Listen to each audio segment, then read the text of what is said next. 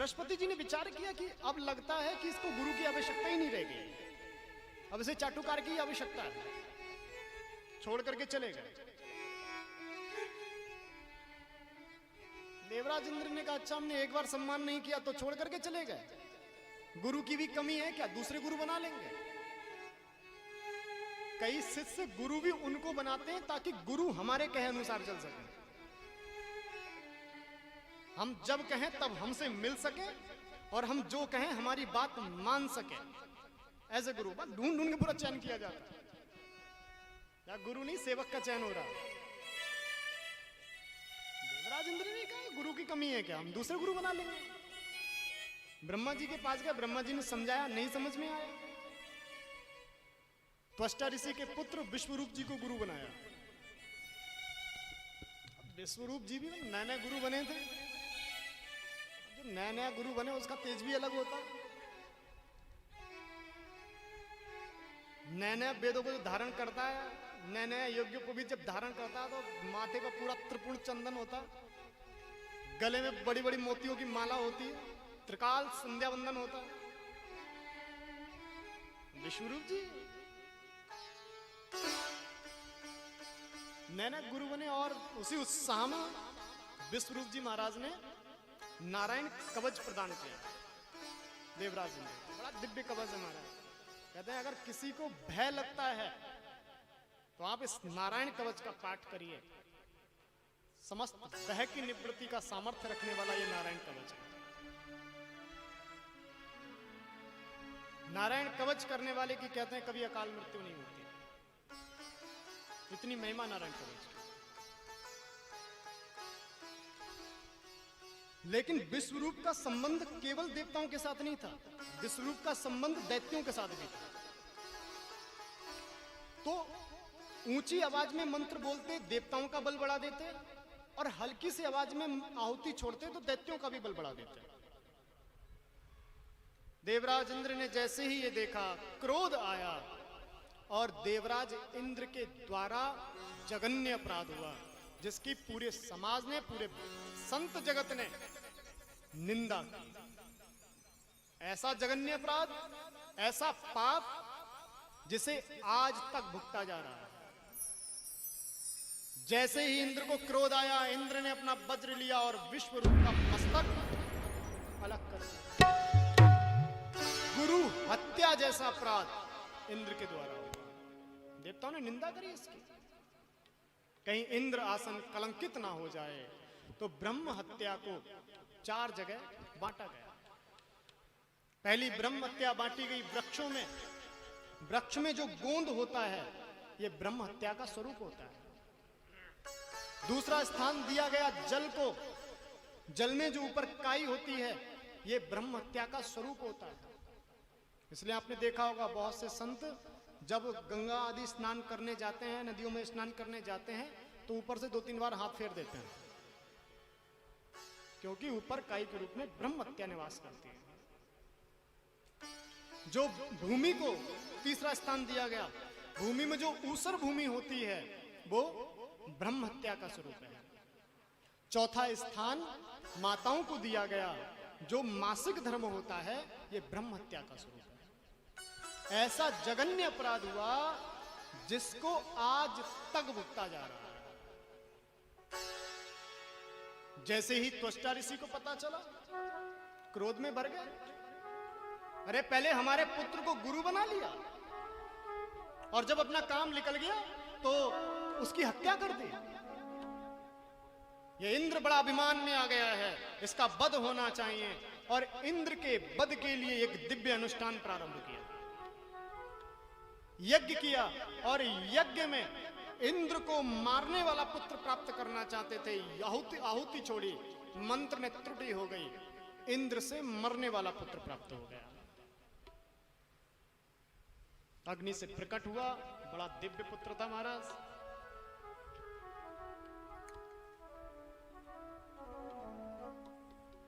श्री वल्लभाचार्य जी महाराज कहते हैं इस वृत्तासुर को तो सुर कहना गलत है। ऐसे तो ऐसा लगता है ये सुर है ही नहीं महाराज, ये तो वृत्ताचार्य है। युद्ध की भूमि पर जाकर भी इसने ऐसी दिव्य स्तुति का गायन किया, सारा संत समाज झूम उठा एक दैत्य के मुख से स्तुति सुनकर के। राक्षसी देह में आया है, दैत्य देह में आया है, क्या दिव्य स्तुति का गायन किया महाराज। धर्म अर्थ काम मोक्ष चतुर्थ पुरुषार्थ प्रकट कर दिए अपनी स्तुति में। श्री वल्लभाचार्य जी और चैतन्य चरितामृत में भी महाप्रभु ने यह बात स्पष्ट करी।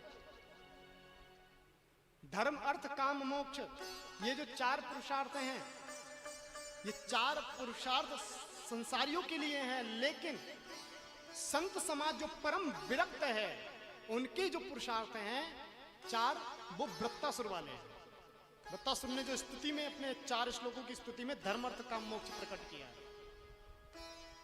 सोचो क्या स्तुति का गायन किया, संतों की क्रिया बन गई, संतों का धर्म बन गया, भक्ति मार्ग की विशिष्ट उपासना बन गई। पिताजी से आज्ञा मांगी, पिताजी बताइए क्या करना है। पिताजी ने कहा जाओ इंद्र को समाप्त कर दो। वृत्तासुर गया, इंद्र पर आक्रमण किया, इंद्र को परास्त किया, भयभीत हो गया, इंद्र भाग गया। नारायण के पास गया, नारायण से कहा प्रभु वृत्तासुर समाप्त कैसे होगा। कहा इसको समाप्त करने का केवल एक रास्ता है, महर्षि दधीची के पास जाइए, उनसे उनकी अस्थियों की मांग कीजिए और उन अस्थियों का वज्र तैयार कीजिए, तब कहीं जाकर के वृत्तासुर मर सकता है। इंद्र गए महर्षि दधीची के पास, दधीची से उनकी अस्थियों की मांग की, सत्संग हुआ, दोनों के बीच में दिव्य संवाद हुआ। नासवान देह का परिचय दिया महर्षि दधीची ने, अपनी अस्थियों का दान किया, विश्वकर्मा के माध्यम से दिव्य अस्त्र बनाया गया। और जैसे ही अस्त्र लेकर के इंद्र गया वृत्तासुर के सामने, और वृत्तासुर ने जैसे ही अस्त्र देखा, कहते हैं वृत्तासुर को युद्ध की भूमि पर देवराज इंद्र के अस्त्र में नारायण भगवान के दर्शन हो गया। अरे हमें मंदिर में बैठकर के परमात्मा का दर्शन नहीं हो पाता है। धन्य है ये वृत्तासुर जो युद्ध की भूमि पर तामसिक देह लिया हुआ है, तामसिक प्रवृत्ति है, और युद्ध की भूमि पर इंद्र के वज्र में भगवान का दर्शन हो रहा है। और जैसे ही दर्शन हुआ, बोलना प्रारंभ किया वृत्तासुर ने। वृत्तासुर कहता है प्रभु अहम हरे तब पादैक मूला दासानुदासो भवितास्मि भूया मनः स्मृता सुपतेर्गुणास्ते गृणीतवा का कर्म करो तुकाया। क्या दिव्य बात कहता वृत्तासुर। कहता प्रभु मैं जानता हूं कि मुझ में इतना सामर्थ्य नहीं है, मेरे कर्म इतने शुद्ध नहीं हैं, मैंने जीवन में इतना पुण्य कर्म नहीं किया, आपकी उपासना नहीं करी, कोई साधना नहीं करी, मैं अपने आप को इतना सामर्थ्यशाली नहीं मानता कि आपको प्राप्त कर सकूं। प्रभु मैं जानता हूं कि मैं आपका दास बनने लायक नहीं हूं, और प्रभु मैं ये कहता भी नहीं कि आप मुझे अपना दास बना लो, क्योंकि मैं अपने जीवन को जानता हूं। तामसिक देह है, तामसिक विचार है, दैत्य कुल में जन्म लिया है, सब कुछ बिगड़ा हुआ है परमात्मा। अगर मैं आपका दास नहीं बन सकता तो प्रभु दासानुदास भवितास्मि भूया, आप अपने दासों का दास तो मुझे बना ही सकते हो। प्रभु मुझे अपने दासों का दास बना दीजिए। और प्रभु परमात्मा आप ये विचार ना करना कि मैं आपके दासों का दास इसलिए बनना चाहता हूं कि मेरे मन में कोई कामना है, मेरे मन में कोई इच्छा है। नहीं प्रभु, मेरे मन में कोई कामना नहीं है। ननाक पृष्ठम न च पारमेष्ट्यम न सार्वभौमम न रसाधिपत्यम न योग सिद्धिर न पुनर्भवम वा समंजसत्वा विरहय्य कांक्षे। प्रभु प्रभु बैकुंठ नहीं चाहिए आपका, स्वर्ग लोक नहीं चाहिए। अरे प्रभु बड़े बड़े योगी जन जो मोक्ष की कामना करते हैं वो मोक्ष भी मुझे नहीं चाहिए। तो क्यों दास बनना चाहते हो? फिर क्यों युद्ध की भूमि पर ये दिव्य स्तुति का गायन कर रहे हो? कोई तो इच्छा होगी, कुछ तो प्राप्त करना चाहते होगे। कहा प्रभु एक मन में इच्छा है। क्या इच्छा है, क्या चाहते हो? का प्रभु विरहय्य कांक्ष, कुछ देना ही चाहते हो प्रभु तो अपनी याद दे दो। आपकी याद में, आपके विरह में तड़पता रहूं, बस ये प्रदान कर दो।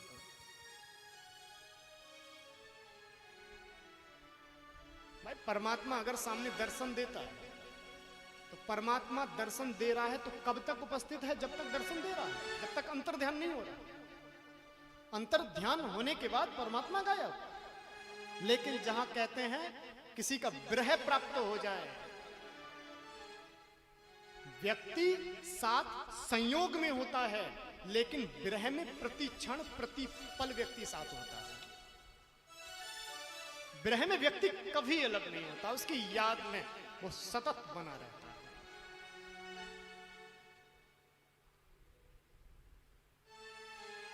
सांदीपनी जी महाराज 10,000 शिष्य, एक दिन मन हुआ चलो शिष्यों की परीक्षा ली जाए, देखते हैं मेरी विद्या काम कर भी रही है नहीं कर रही है, मेरा ज्ञान ये हृदय में धारण कर भी रहे हैं या नहीं कर रहे हैं। और परीक्षा लेने के लिए सांदीपनी महाराज जी ने 10,000 शिष्यों के हाथ में एक लकड़ी का टुकड़ा दे दिया। लकड़ी का टुकड़ा देकर के कहा आप इस लकड़ी के टुकड़े को लेकर के जाइए और किसी ऐसे एकांत स्थान में फेंक के आना कि आपको कोई ये लकड़ी का टुकड़ा फेंकते हुए देख ना पाए। आपके पास समय सूर्य अस्त का है, जो भी सबसे पहले आ जाएगा वही विजय होगा। गुरु जी के बताए अनुसार 10,000 शिष्य गए। सूर्यास्त होने वाला था, उससे पहले 9,999 शिष्य वापस आ गए, एक शिष्य नहीं आया। सुदामा जी रहे होंगे वो। पूछा गुरु जी ने, बताइए आपने कहां वो लकड़ी का टुकड़ा फेंका? कहा गुरु जी मैं चला गया था बिहड़ जंगलों में, बहुत घने पेड़ थे वहां पर, एक विशाल पेड़ पर मैं चढ़ गया, सबसे ऊंची शाखा पर पहुंच गया जहां चारों तरफ पत्ते ही पत्ते थे, कोई भी नजर नहीं आ रहा था, और मैंने सबसे ऊंची शाखा पर वो लकड़ी का टुकड़ा रख दिया।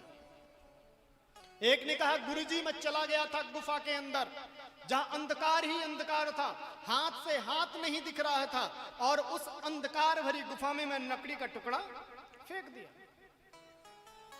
एक ने कहा गुरुजी चला गया था मैं सागर की अनंत गहराइयों में जहां कोई भी नजर नहीं आ रहा था, मैंने उस लकड़ी के टुकड़े को अनंत गहराई के सागर में पत्थर से दबा करके आ गया।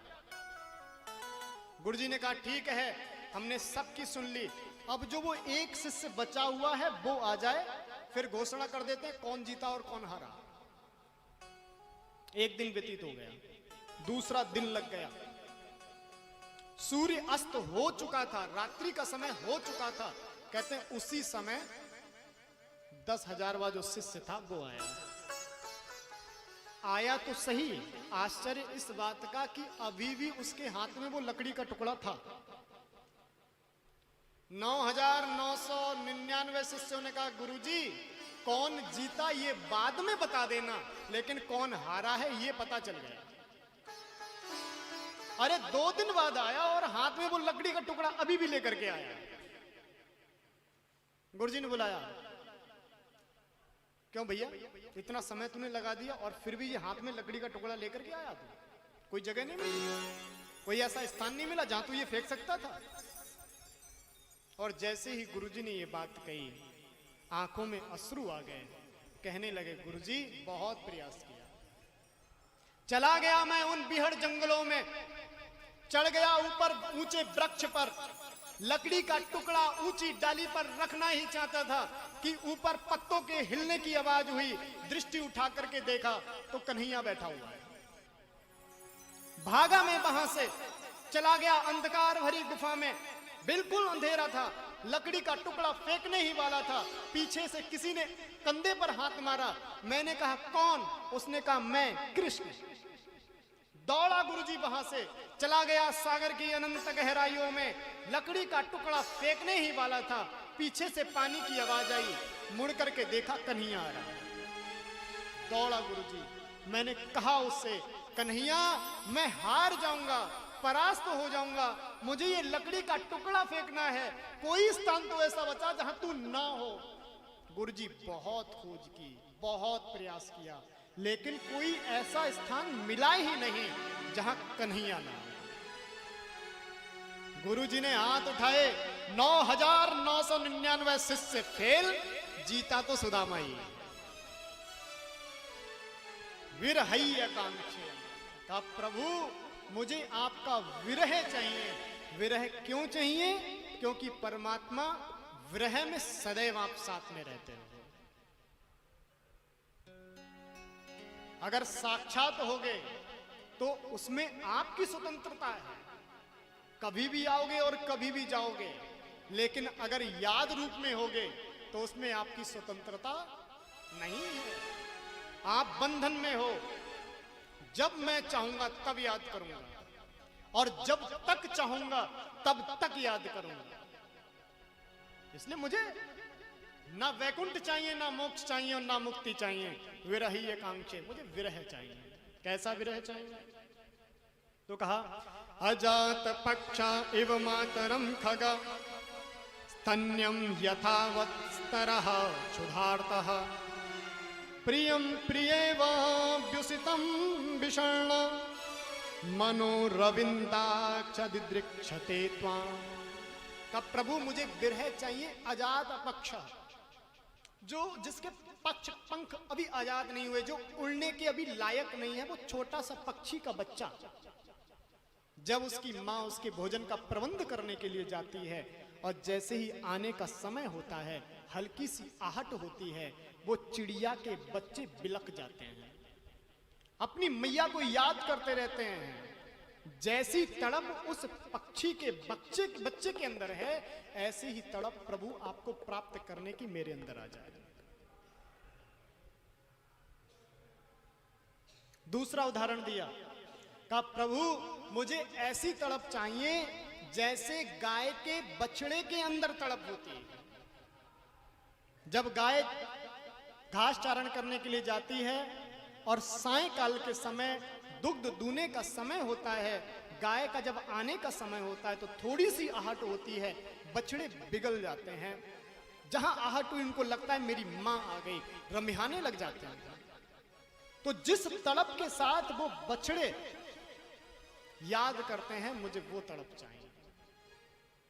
जैसे एक प्रेयसी अपने प्रेमी को याद करती है, मुझे वो तड़प चाहिए।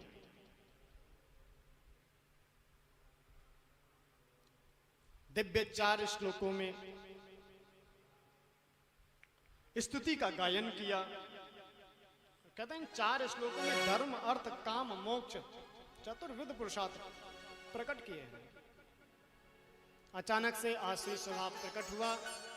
देवराज इंद्र को सावधान किया, इंद्र सावधान, मैं आप पर आक्रमण करने वाला हूं। इंद्र सावधान हुए। अचानक से वृत्तासुर ने प्रहार किया और इंद्र को एरावत के सहित निगल गया। कई वर्षों तक इंद्र को उदर में ही रखा। नारायण कवच धारण किया हुआ था, इसलिए उदर में जाने के बाद भी मृत्यु नहीं हुई। पेट से ही उस वज्र के माध्यम से पेट को फाड़ा, वृत्तासुर का उद्धार हुआ। राजर्षि परीक्षित कहते हैं प्रभु धन्य है ये दैत्य, जहां बड़े बड़े साधु समाज ऐसी दिव्य स्तुति का गायन नहीं कर पाते, इसने दैत्य कुल में आकर के ऐसा दिव्य भजन किया। कौन था ये? इसके जीवन में ये भक्ति भाव कैसे प्रकट हो गया? तो कहा ये जो वृत्तासुर है, ये पूर्व जन्म में चित्रकेतु नाम का राजा था। बहुत पत्नियां थी इसके, लेकिन संतान कोई नहीं। संतों की कृपा से, गुरुदेव जी के आशीर्वाद से एक रानी के संतान हुई। एक के संतान हुई तो मोह भी उसके प्रति ज्यादा हो गया। दूसरी रानियों को ईर्ष्या हुई और उसकी संतान को जहर दे दिया। मृत्यु हुई, राजा बिलखने लगा, रोने लगा। देवर्षि नारद आए, अगस्त्य जी आए, समझाया, नहीं समझ में आया। उन्होंने जीव आत्मा को बुलाया। जीव आत्मा से कहा, देखो तुम्हारे पिताजी तुम्हारे विरह में रुदन कर रहे हैं, रो रहे हैं। वह जीवात्मा कहती है, कौन से पिताजी? कौन से नंबर के पिताजी? चित्रकेतु ने कहा, कौन से नंबर के पिताजी? अरे मैं रो रहा हूं और तू पिताजी, कौन कितने पिताजी हैं तेरे? तो जीवात्मा कहती है, मैंने जितनी योनियों में मैं गया, प्रत्येक योनि में मेरे अलग अलग पिता थे। किसी में सुगर बना, किसी में कुछ बना, सब योनि में गया, हर योनि में मेरी जन्मधात्री थी, मेरे पिता थे। तो आप कौन सी योनि के हैं? और जहां ये बात कही, सारा वैराग्य आ गया। हम तो इसकी वजह से रो रहे हैं और ये कह रहा है हम योनि में भटके हैं, आपको जानते नहीं है। भगवान का भजन करने के लिए गया, ऐसा दिव्य भजन किया कि भगवान के पार्षद, भगवान के गंधर्व की ख्याति प्राप्त कर ली, उपलब्धि प्राप्त कर ली। एक दिन विमान पर बैठ करके जा रहा था, भोलेनाथ माता पार्वती को बराबर में बिठा करके संत समाज को उपदेश कर रहे थे। जैसे ही भोलेनाथ को देखा उपदेश करते हुए, हंसने लगा। देखो देखो, पत्नी को साथ में बिठा करके उपदेश कर रहे हैं। भोलेनाथ ने तो कुछ नहीं कहा, माता पार्वती को क्रोध आ गया। अरे इतने बड़े बड़े संत समाज यहां प्रवचन सुन रहे हैं, इनकी नजर में कोई दोष नहीं, इनकी दृष्टि में कोई दोष नहीं, तू गंधर्व होकर के इतने ऊंचे पद को प्राप्त करके भी तेरी बुद्धि मलिन हो गई है। अरे तुझे गंधर्व बनाया किसने? तेरी बुद्धि, तेरे विचार तो राक्षसों जैसे हैं, जा तू राक्षस हो जाएगा। जैसे ही साप दिया, आया माता जी के चरणों में गिरा। कहा, मैया क्षमा चाहता हूं, पर लौकिक दृष्टि से अगर कोई देखेगा तो ऐसे विचार उठ सकते हैं, मैंने उस दृष्टि से कहा था। आपने शाप दे दिया, मैं ये नहीं कहता कि आप शाप वापस लो, आपके शाप को मैं सहर्ष स्वीकार करता हूं। मैया ने जब उसकी बातें सुनी तो कहा, तू देख राक्षस तो बनेगा, लेकिन मैं तुझे आशीर्वाद देती हूं, राक्षस योनि में जाने के बाद भी तेरी बुद्धि मलिन नहीं होगी।